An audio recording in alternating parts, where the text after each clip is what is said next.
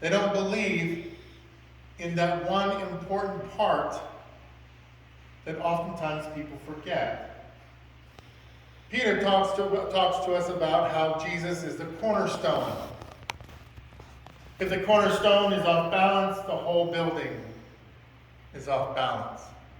If the cornerstone is missing, then it's no different than building your building on sand.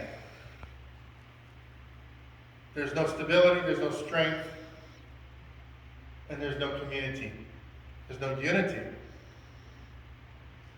Jesus Christ is the cornerstone, and we must always remember that. Keeping him first and foremost central in our lives is what keeps us together, not only in our individual life and our individual faith, but in our faith in the community and as a church. But we find that oftentimes people have had some really bad experiences with church. And church can create a lot of damage within a person's faith. And we must acknowledge that and understand that. And let them know that they are with us a standing stone. Because to be a standing stone, to be a standing living stone, much like the altars, people will see that we have had an encounter with God every single day. We have that encounter with prayer. We have that encounter with fellowship. We have that encounter with fun. And it's not necessarily having to be in a church, but coming to a church is where you can stay focused and where you can be with others. And you can have renewal, restoration, because we are amidst a world where culture and government can sometimes challenge our faith. And we must be reminded that we are God's standing stones. We don't trip because we are guided by the cornerstone. We are stable by God's cornerstone.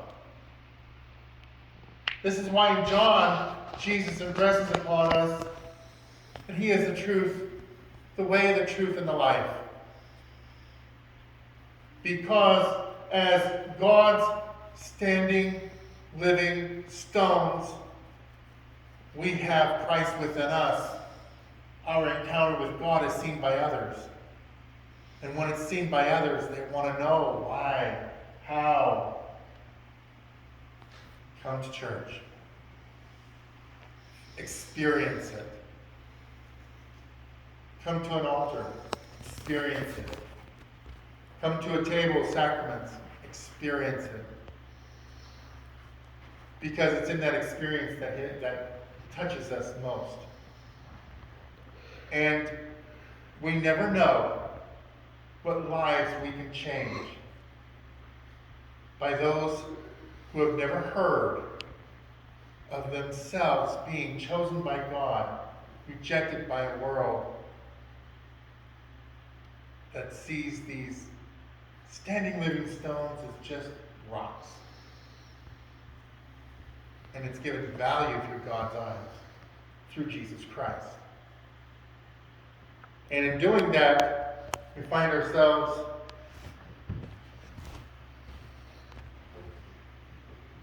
at the time saying thank you to those who have influenced us, who were the standing living stones in our lives, who made that difference in our lives and brought us back on track. See, I grew up in the ministry. And that kind of gives me a little bit of an edge above most people that were not given that opportunity to be raised in a Christian home. Didn't go to church because my parents made me. Well, sometimes. But came to church because when you're growing up in school and you're growing up as a pastor's kid, preacher's kid, it's not always just the sons, the daughters too. It's challenging to understand that I'm also human. Make mistakes. Do things that I end up regretting or I end up apologizing for later. We all do that. But oftentimes, preacher's kids, because we are raised in the church, there's higher expectations of us. And we don't understand that as children.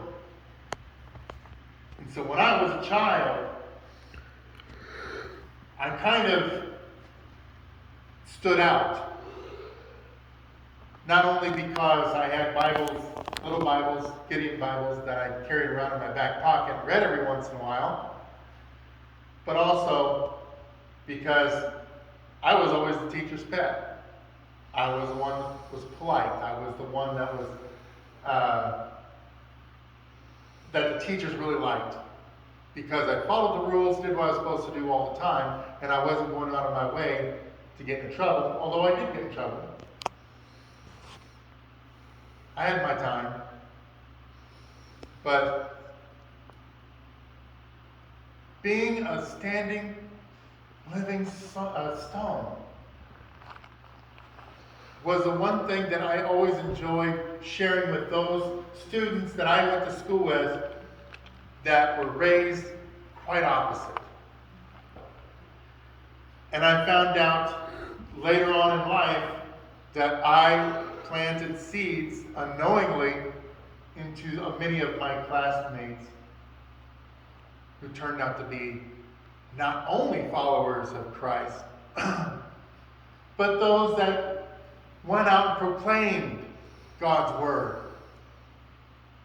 Their whole life was transformed. And that's what Peter was trying to tell us. That's what we need to do, is we need to plant that seed. We need to take and be God's living, standing stones, so that when others pass by our path, they see that God's presence is there within each one of us. And we become God's holy